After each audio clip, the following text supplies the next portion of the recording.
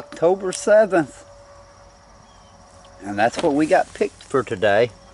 It's really slowed down. You can tell the cold weather setting in. We're still getting a few figs. Black Mantazina is still ripening. Smith is still getting some. Everything that's in ground is still ripening pretty good. This is Forest Oak Grease.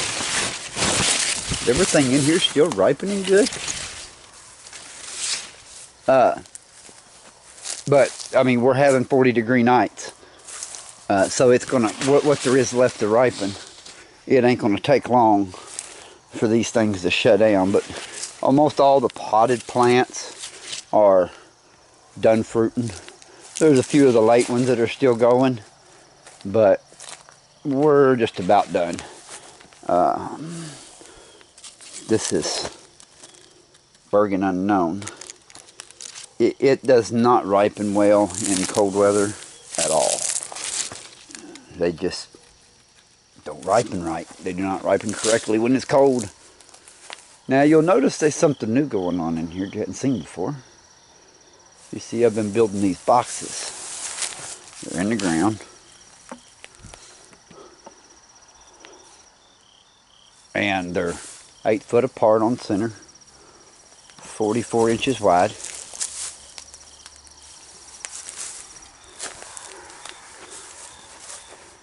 I got about done. I got about 12 more to put in the ground. This is a green Minskarinska tree. You see it's quite bigger than the box. I'm going to have to cut it back and get it put in there. But it won't be a problem. That's Brazilian XP. It's pretty much there. Still got some to do on Ryan Red Schram. Cut back. But as you can see, I've got these all put up through here. And what's going to happen here is I'm going to take all these potted trees and shove within the perimeter of this box that's also got these in-ground trees in it. And I'm going to attach 2-inch styrofoam, 4x8 sheets of 2-inch styrofoam, and just box it in with styrofoam. And the trees will survive just fine in here for the winter. I've been doing this for a couple years now. I haven't never done it in here, but I've done it at my mother's house 2 miles down the road to some fig trees that are outside. We put a 4 foot by 4 foot styrofoam box around them and just cut them back to fit in that box every year. And the Hardy Chicago produced 350 figs this year. This is yellow long neck. As you can see, it's still ripening well in this cold weather. Gonna have a lot of fruit that don't ripen, but you know, number one, it grew back from death. It grew back from the ground and fruited all of this. We've picked I don't know how many pounds off of this tree, but that is what we're going to be doing. I know I kind of bounced around there, but had to stop and speak about the yellow long neck. But we're going to be getting these closed in here. When it starts getting below freezing, I'm just going to whack them off. The reason I started selling cuttings early, try to start pinching this back so I could get them in their boxes and wouldn't have to store a bunch of cuttings. Going into winter, it would just be done. Ideally, you want a tree to be, and it's kind of interesting. You look at the different varieties of how they've growed. This is called a Dom Nori. That's called a Dom Mutant. And this is called a Dom Blanc. Or no, sorry. This is called Dom Gigantina. But see how they're naturally low coordinate? This is where I want them to grow to.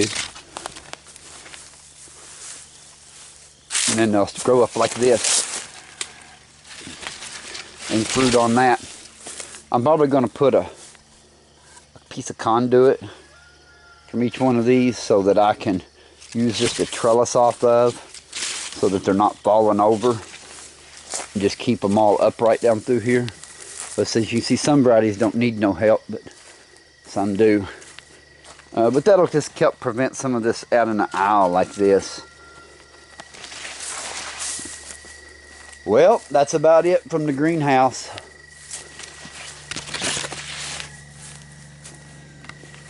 Won't be long, winter will be here. You see, I still got to put a couple of them boxes. I still got some to put, these boxes to put down here on this end. But I'm over halfway done, so that's the main thing. We'll see how it does. It seems to work outside at my mother's house. Trees make it every year, come right back, no problem.